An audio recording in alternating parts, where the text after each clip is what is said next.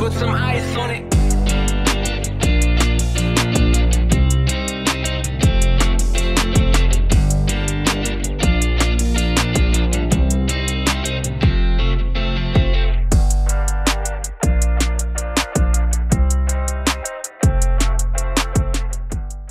Halo, assalamualaikum. Selamat datang di channel levelup.id.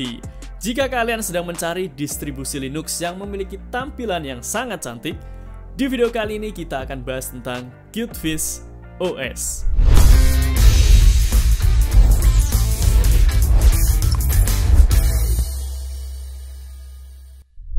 Sebenarnya kalau kalian ingin mencari distribusi Linux yang memiliki tampilan yang cantik dan keren itu ada banyak sekali. Kalian bisa coba Elementary OS, kalian bisa coba Deepin OS, kalian juga bisa coba Jing OS atau distribusi Linux yang lain. Tetapi di video kali ini kita akan bahas sebuah distribusi Linux yang cukup baru, yang sudah banyak dibahas oleh para pengguna Linux ataupun orang yang ingin beralih ke Linux, yaitu Qtfish OS. Qtfish OS ini merupakan salah satu distribusi Linux baru yang basisnya adalah Debian. Dan perlu kalian ketahui, sebelumnya itu juga sudah ada Qtfish OS yang dari Ubuntu dan juga dari Manjaro. Tetapi yang akan kita bahas kali ini adalah murni dari Qtfish OS-nya, teman-teman. Jadi bukan Ubuntu ataupun Manjaro. Dan walaupun sampai saat ini Qtfish OS ini masih dalam tahap beta, tetapi sudah banyak sekali orang-orang yang membahas dan juga mencobanya karena memang ini adalah salah satu distribusi Linux yang memiliki tampilan dan UI yang keren banget, teman-teman. Jadi di video kali ini kita akan coba langsung Qtfish OS ini, bagaimana user experience-nya dan fitur-fitur apa saja yang ada di dalamnya. Tonton videonya sampai selesai.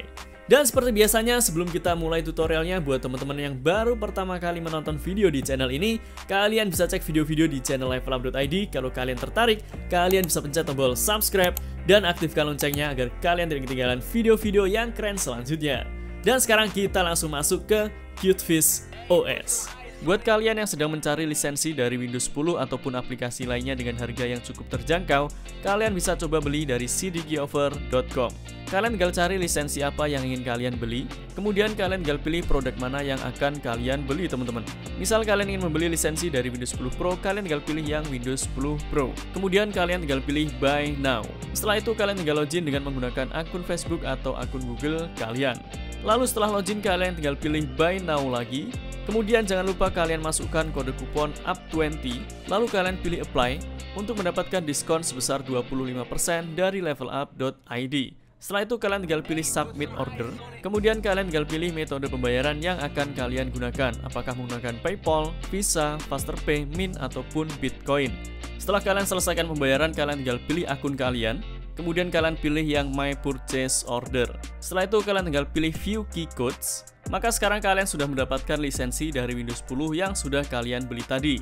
Kemudian kalian tinggal gunakan lisensinya untuk melakukan aktivasi Windows 10 yang ada di laptop atau di PC kalian. Oke teman-teman, sekarang kita sudah masuk di Qtfish OS-nya. Dan sekarang kalian bisa lihat tampilan dari lock screen-nya. Kelihatan clean, bersih, minimalis, dan modern. Lalu kita akan langsung masuk ke Qtfish OS-nya. Dan ini adalah tampilan dari desktop Qtfish OS. Jadi kalau kalian sudah menggunakan macOS atau mungkin kalian biasa mengikuti Mac over your desktop yang seri macOS, pasti kalian tidak asing dengan tampilan seperti ini. Kemudian kita akan cek dulu versi dari Qtfish OS yang kita gunakan. Buka terminal. Lalu kita cek NeoFetch. Dan di sini kalian bisa lihat untuk OS-nya, dia base-nya adalah dari Debian, Linux 11 Bulleye, lalu kernelnya sudah menggunakan yang 5.10, untuk package-nya 1268, lalu untuk desktop environment-nya di sini menggunakan Qtfish dan temanya Qtfish Lite. Kemudian terminalnya menggunakan Qtfish Termin, dan untuk RAM usage-nya di sini sekitar 1 GB. Tetapi ini kita sudah buka satu aplikasi screen recorder yaitu Kazam Screen Recorder. Kalau tanpa kita buka aplikasi saat pertama kali login itu sekitar 800 sampai 900 MB. Jadi cukup kecil buat kalian yang memiliki laptop atau PC yang menggunakan RAM 2 atau 4 GB, kalian bisa coba operating system yang satu ini, teman-teman. Lalu sekarang kita akan coba cek-cek UI dan juga fitur-fitur apa saja yang ada di Qtfish OS ini. Yang pertama, tampilannya di bagian atas kita bisa lihat seperti taskbar. Kemudian di sini ada icon dari aplikasi yang sedang kita jalankan. Lalu di sini ada input method. Kemudian ada icon sound atau speaker dan juga baterai. Kalau kita klik, maka akan muncul action center seperti ini. Kemudian di sini kalian bisa setting mulai dari WiFi, kemudian dark mode, kalian bisa setting tema dari QtViz yang kalian gunakan. Nah, kalau kalian ingin dark mode, kalian tinggal klik di sini. Atau kalian kalau ingin light mode, kalian juga tinggal klik di sini. Kemudian di bawahnya kalian bisa setting brightness dari laptop atau PC kalian. Kemudian kalian juga bisa setting sound atau speaker yang kalian gunakan. Kemudian di bagian atas ada menu power dan kalian juga bisa akses menu setting dari Action Center ini. Kemudian di sini kalian juga bisa melihat ada jam. Kalau kalian klik, maka akan muncul notification center yang tampilannya seperti ini, teman-teman. Selanjutnya di bagian bawah ada app dock. Kita bisa lihat di sini. Nah, tapi di sini app dock-nya tidak ada animasinya seperti macOS ya. Tapi tampilan dari ikonnya dan app dock-nya ini sudah sangat cantik dan modern. Lalu kita coba buka launchernya. Nah, di sini ada beberapa aplikasi dan fitur dari QtViz OS-nya. Sebenarnya tidak terlalu banyak ya untuk fitur-fitur dan aplikasi yang ada di QtViz OS ini karena memang masih dalam tahap beta 0.7. Untuk versi stabilnya mungkin nanti akan ditambahkan lebih banyak lagi aplikasi-aplikasi atau fitur-fitur di QtViz OS ini. Di sini ada yang pertama Archive Manager, lalu ada kalkulator. Untuk browsernya yang terinstall ada Chromium Web Browser, kemudian ada Document Viewer, kemudian ada juga FCITX5, ini digunakan untuk keyboard input method. Kemudian di sini ada File Manager, lalu ada Gparted juga. Untuk Gparted ini biasanya digunakan di desktop environment GNOME. Lalu ada Image Viewer, lalu ada aplikasi Kazam Screen Recorder yang sudah kita install tadi. Ada VLC, Text Editor, Terminal, Sistem Monitor, Setting, dan lain sebagainya, teman-teman. Untuk tampilan dari launchernya ini mirip seperti macOS Big Sur, teman-teman. Tetapi kalau di Linux, dia sepertinya referensinya ke Jing OS, karena di websitenya pun tertulis Jing OS ya, kalau tidak salah. Kemudian kita akan lihat untuk file manager yang ada di QtViz OS ini. Nah, kalian bisa lihat untuk file manajernya pun juga mirip seperti icon yang ada di macOS. Di sini warna birunya. Lalu di sini ada desktop, dokumen. Kemudian kalian bisa akses drive yang ada di laptop atau di PC kalian dari sini. Nah, ini adalah partition home yang tadi sudah kita buat, yang ukurannya 22 GB. Kemudian di sini ada basic partition. Ini adalah partisi Windows kita. Nah, jadi kalian juga bisa akses partisi dari Windows kalian. Nah, untuk tampilan dari file manajernya ini cukup menarik dan keren ya, simple. Lalu kita lanjut lagi ke terminal. Untuk terminal yang digunakan ini adalah QtViz Terminal. Kemudian kita coba cek settingnya. Di sini ada Select All, kemudian Open File Manager, Full Screen, dan Setting. Ya, di menu setting kalian bisa setting fontnya, kemudian kalian bisa setting font size-nya, lalu kalian juga bisa setting transparansi terminalnya. Selanjutnya di sini juga ada window blur kalau misal kalian ingin efek blur. Nah, kalau kalian berikan efek blur, maka dia akan lebih keren seperti ini, teman-teman. Misal kita setting, kita kecilkan lagi transparansinya. Nah, dia seperti gelas ya, seperti ini. Jadi untuk settingnya di sini cukup simple ya, tidak terlalu banyak pilihan yang bisa kita lakukan. Tapi secara tampilan ini cukup keren. Kita juga bisa tambah multi tab di sini. Nah, kalian bisa buka beberapa terminal secara langsung. Kemudian sekarang kita akan masuk ke menu setting. Nah, untuk tampilan dari menu settingnya seperti ini, teman-teman. Kalian bisa lihat icon dan juga tampilan menu settingnya sangat modern. Lalu di sini ada beberapa setting yang bisa kita lakukan, mulai dari wireless, kemudian Ethernet, lalu Bluetooth, proxy, kemudian display. Di display kalian bisa setting mulai dari brightness, kemudian resolusi, lalu refresh rate. Kalian juga bisa setting rotation, dan kalian juga bisa setting skala dari desktop kalian. Kalau misal 100% kelihatan kekecilan, kalian bisa setting 125 sampai 200%. Kemudian di sini ada juga menu appearance. Di sini kalian bisa setting tema dari QtViz yang kalian gunakan, apakah light mode atau yang dark mode. Di sini kita setting yang light mode. Lalu di bagian bawah ada minimize animation. Ada dua yang bisa kita pilih, default dan juga magic lamp. Kalau kita pilih default, saat kita minimize aplikasi yang kita buka, nah animasinya seperti itu. Tetapi kalau kita pilih magic lamp, saat kita minimize, nah animasinya akan seperti itu, teman-teman. Jadi seperti macOS Big Sur. Lalu di bagian bawahnya kalian juga bisa pilih accent color-nya sesuai dengan keinginan kalian.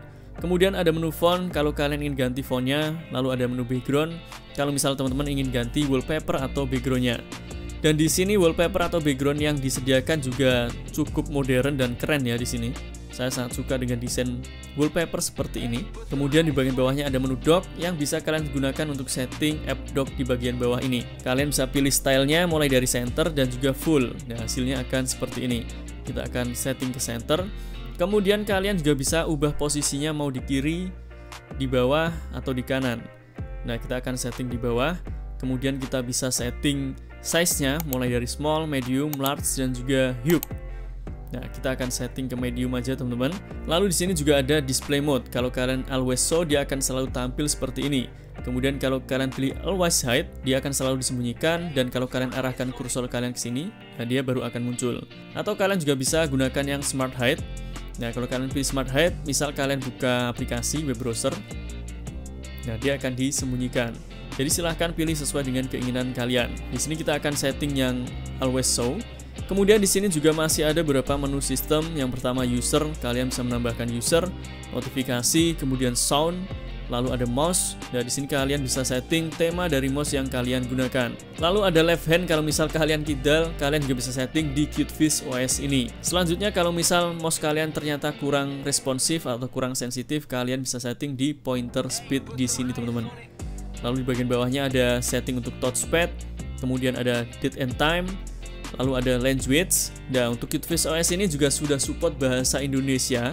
Jadi kalau teman-teman ingin gunakan bahasa Indonesia, kalian juga bisa gunakan bahasa Indonesia. Tapi kalau saya pribadi karena terbiasa untuk setting-setting komputer atau HP itu menggunakan bahasa Inggris, jadi biasanya pasti saya setting ke bahasa Inggris. Lalu di bagian bawahnya ada menu baterai. Nah, tampilan dari menu baterainya juga sangat keren, teman-teman. Di sini kalian bisa lihat tampilan dari menu baterainya, animasi chargingnya, kemudian ada grafiknya.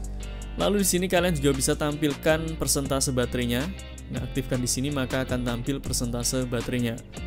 Kemudian ada menu power, kalian bisa setting mode power save atau mode performance. Kalau kalian ingin mengejar performance yang lebih tinggi, kalian bisa pilih yang performance. Tapi kalau ingin yang lebih hemat baterai, kalian bisa setting ke yang power save. Kemudian di bagian bawahnya ada turn off screen, kalian bisa setting kapan layar kalian akan mati. Dan kalian bisa setting hibernate dan juga lock screen-nya.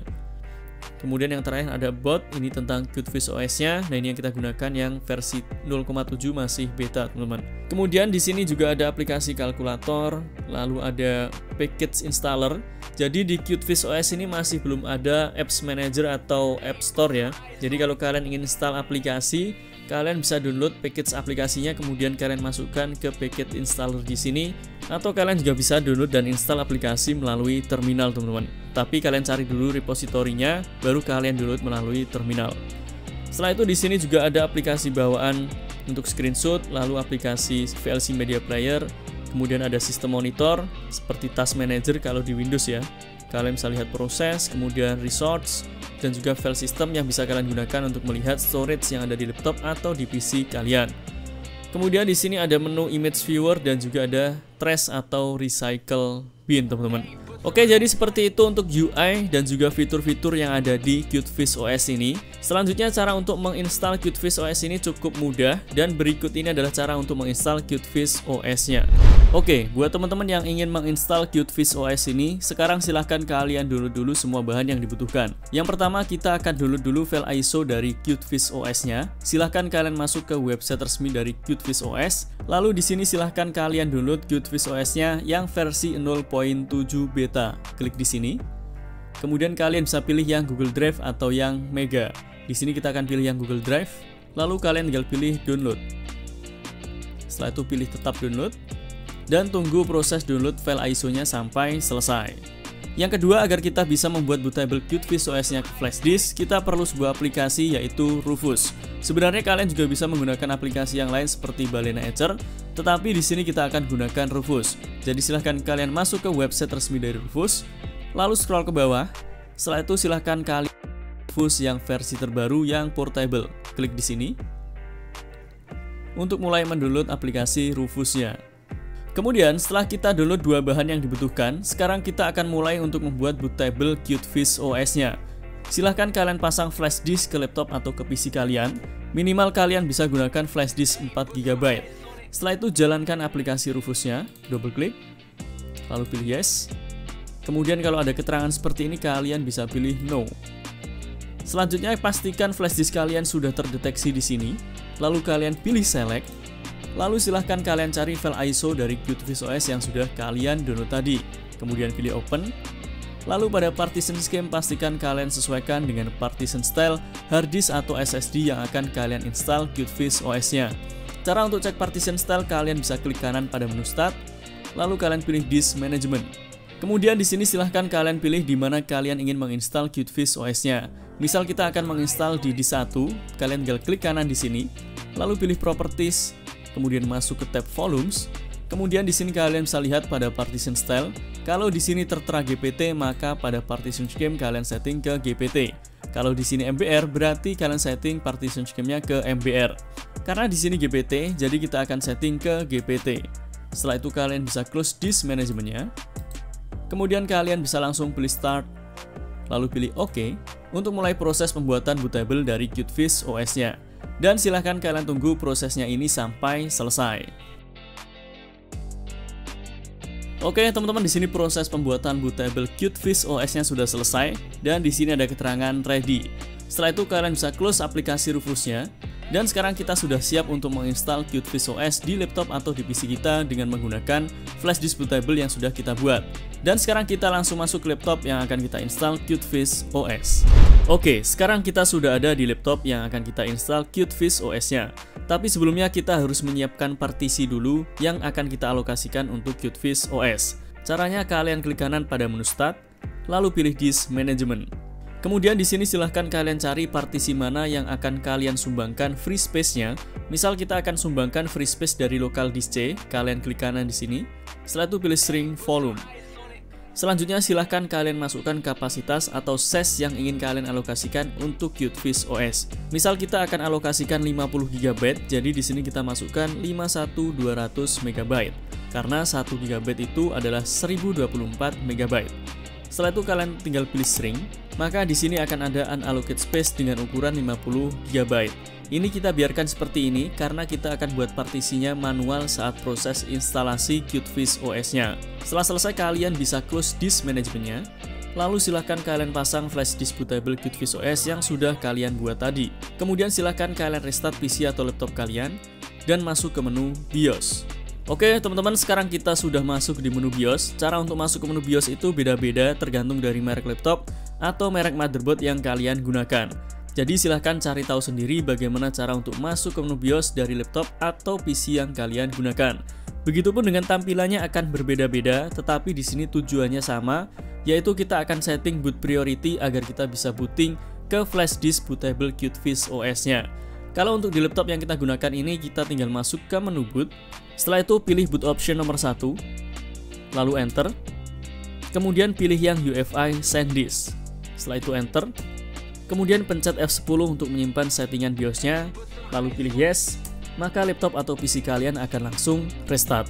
Selanjutnya di sini kalian pilih yang Live System, lalu enter.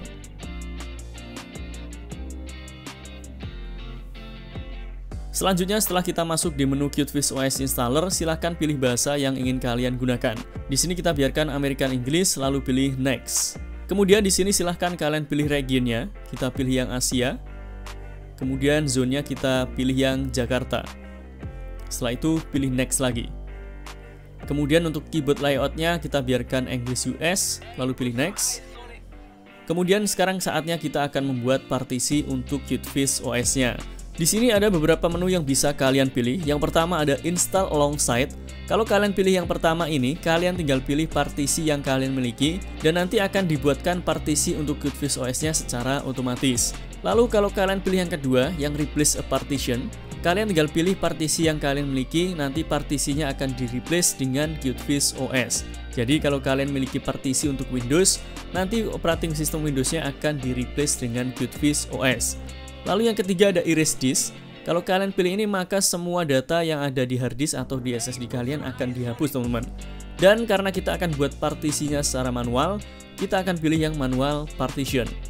Lalu kita pilih Next. Kemudian sekarang kita akan membuat partisi untuk QtFish OS-nya. Kita akan buat 3 partisi seperti biasanya. Yang pertama adalah Swap Partition, kemudian ada Root Partition, dan Home Partition. Dan yang akan kita buat yang pertama adalah Root Partition dulu teman-teman. Kalian pilih free space yang sudah kalian buat di awal tadi sebesar 50 GB, lalu kalian pilih Create. Buat yang belum tahu apa itu root partition, Pada operating system Linux, root partition ini berfungsi untuk menyimpan file-file sistem seperti OS-nya, kemudian aplikasi-aplikasi yang akan kalian install. Kalau di Windows, kalian pasti lebih familiar dengan nama local disk C. Nah, di sini silahkan kalian setting berapa size dari root partitionnya. Misal kita akan buat 20 GB, jadi di sini kita masukkan 2480 MB. Lalu pada file system kalian pilih yang ext4. Selanjutnya untuk mount point-nya kalian ganti ke yang slash. Nah, slash atau garis miring ini adalah root partition, teman-teman. Kemudian kalian bisa pilih OK. Maka sekarang kita sudah berhasil membuat root partition dengan ukuran 20 GB. Selanjutnya kalian pilih lagi yang free space, lalu kalian pilih create. Lalu yang kedua kita akan buat yang namanya swap partition. Swap partition ini berfungsi sebagai virtual memory di operating system Linux. Jadi kalau kalian memiliki RAM yang terbatas, misal 2 atau 1 GB, dengan menggunakan virtual memory atau swap partition ini bisa membantu kalian untuk lebih multitasking lagi, teman-teman. Dan untuk size dari swap partition itu tidak ada standarnya. Kalau kalian memiliki RAM yang sudah besar, misal 16 ke atas, kalian tidak perlu setting terlalu besar. Tetapi kalau kalian memiliki RAM yang cukup kecil, biasanya size dari partition swap ini disetting 2 kali dari RAM yang kalian miliki. Karena di laptop yang kita gunakan ini menggunakan RAM 4 GB, jadi di sini kita akan masukkan 8 GB. Jadi di sini kita masukkan 8192. Setelah itu pada file system kalian ganti ke Linux swap. Lalu kalian pilih OK. Maka sekarang kita sudah berhasil membuat swap partition dengan ukuran 8 GB. Kemudian kalian pilih free space lagi, lalu kalian pilih create. Setelah itu yang ketiga kita akan buat home partition. Pada operating system Linux, home partition ini berfungsi untuk menyimpan data-data pribadi kalian agar saat kalian install ulang Linux-nya kalian tidak akan kehilangan data-data pribadi kalian. Kalau di operating system Windows biasanya kita kenal partition home ini seperti local disk D, atau local disk yang lain yang biasa kita gunakan untuk menyimpan gambar, foto, musik, dan lain sebagainya. Kemudian untuk size-nya kita akan gunakan semuanya, jadi tidak kita ubah. Lalu pada file system kalian setting ke ext4, kemudian pada mount point kalian ganti ke home. Setelah itu kalian pilih OK. Maka sekarang kita sudah berhasil membuat home partition dengan ukuran 22 GB. Selanjutnya, di QtFish OS ini kita juga harus setting mount point untuk EV-nya. Silahkan kalian cari file system yang FAT32, kemudian kalian pilih edit. Setelah itu kalian ganti mount point-nya ke boot EV, kemudian pilih OK. Setelah itu kalian pilih root partition yang mount point-nya slash atau garis miring, kemudian kalian pilih next. Selanjutnya silahkan kalian buat user kalian. Misal di sini kita beri nama Digov. Kemudian kalian juga bisa ganti username-nya, misal kita beri nama Digov01. Setelah itu untuk nama komputernya kita beri nama Digov-computer. Setelah itu setting passwordnya, kemudian kalian repeat passwordnya, lalu kalian pilih next. Nah sekarang akan ada summary dari QtFish OS yang akan kita install. Kalau sudah sesuai kalian tinggal pilih install. Kemudian kalian pilih install now dan tunggu proses instalasinya sampai selesai. Oke teman-teman, di sini proses installnya sudah selesai dan sekarang kalian bisa pilih done untuk merestart PC atau laptop kalian. Lalu di sini kalian bisa pilih apakah kalian ingin booting ke Windows atau ke QtFish OS-nya. Karena kita akan langsung booting ke QtFish OS, kita pilih yang QtFish OS. Lalu enter. Lalu silahkan kalian masukkan password yang kalian buat tadi. Dan selamat, kalian sudah berhasil menginstal QtFish OS-nya. Oke teman-teman, jadi itu tadi pembahasan tentang QtFish OS yang merupakan salah satu distro Linux yang cukup baru dan memiliki tampilan yang sangat keren mirip seperti macOS. Jadi kalau kalian ingin coba operating system yang tampilannya seperti macOS tapi ringan, salah satu yang bisa kalian coba adalah QtFish OS ini. Semoga video ini bermanfaat untuk kalian. Jangan lupa like, comment, subscribe, dan sebarkan video ini ke sosial media kalian agar semakin banyak orang yang mendapatkan manfaat dari channel ini. Sampai jumpa di video selanjutnya. Assalamualaikum.